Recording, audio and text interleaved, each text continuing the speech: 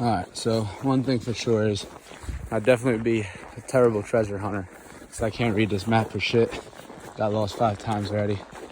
Everything looks the same. It's starting to get dark. It's just trees and shit. Okay, so just checked in at the Kakslauttanen resort and they just gave me my room key and a map. No fucking clue where I'm going now. It's been about 7 minutes. About 20 minutes of walking in the wrong direction. I think I finally found Artic Igloo.